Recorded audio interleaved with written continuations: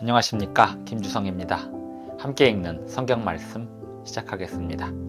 오늘 아침 읽을 말씀은 고린도후서 11장입니다. 제목은 사탄의 일꾼들.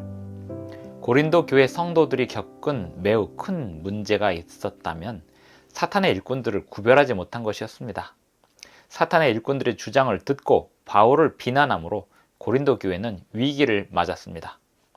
사도 바울이 고린도 교회에서 일할 때 고린도 교회는 바울의 생계를 물질적으로 전혀 돕지 않았습니다.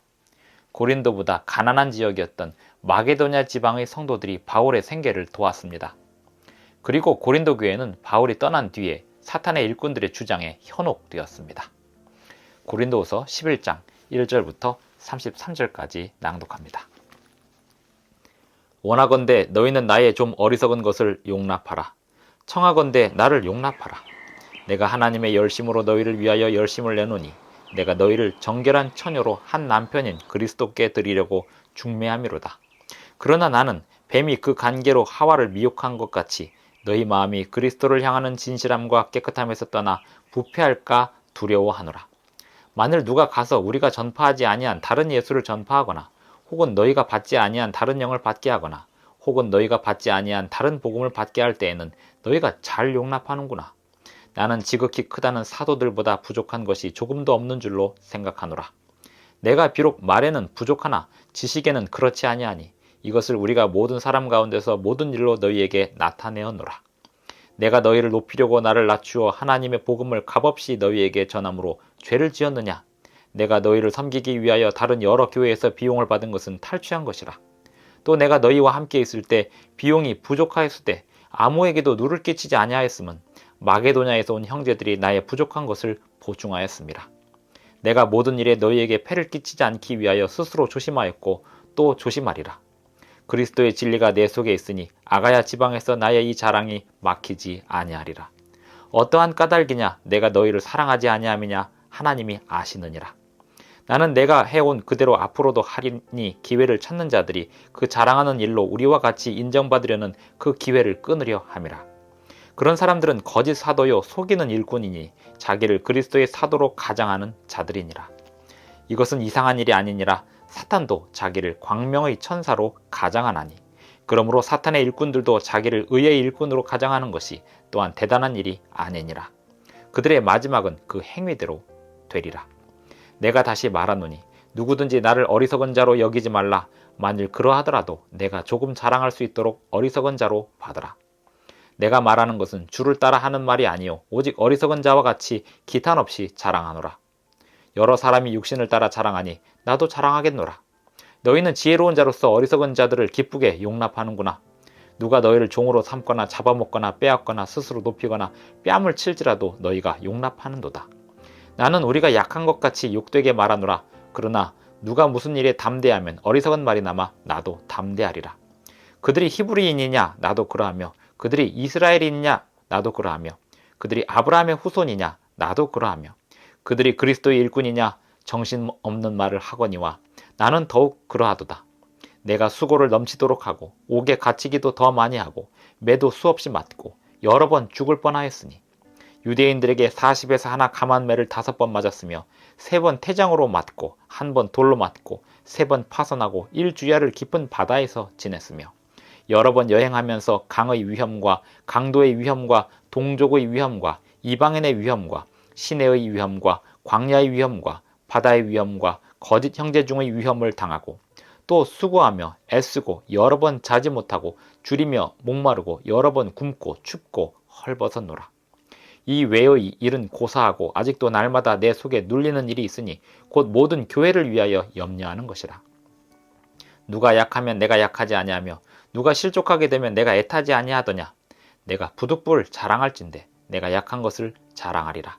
주 예수의 아버지 영원히 찬송할 하나님이 내가 거짓말 아니하는 것을 아시느니라. 다메섹에서 아레다 왕의 고관이 나를 잡으려고 다메섹 성을 지켰으나 나는 광주리를 타고 들창문으로 성벽을 내려가 그 손에서 벗어났노라.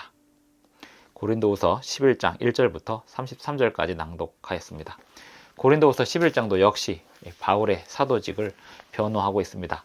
그런데 여기서 바울은 고린도 교회 성도들이 육신대로 자랑하는 사람들에게 현혹되는 것을 보고, 그래, 그럼 나도 영적으로 얘기하지 않고 육신대로 한번 얘기해 보겠다 라고 하면서 이야기를 합니다. 이런 이야기까지 성경에 기록될 만큼 고린도 교회를 향한 바울의 책망이 오늘날 우리에게도 중요했던 것일까요? 교회와 사도들의 관계는 이렇듯 어려운 관계에 놓였었습니다. 항상 말씀을 받아들이는 자들은 말씀을 전하는 자들에 대하여 평가하고자 하는 그러한 사탄의 유혹을 받습니다. 그렇게 해서 어떤 유익을 얻기에 그들이 그런 것을 하게 될까요? 사탄에게만 유익을 주는 일들이었습니다.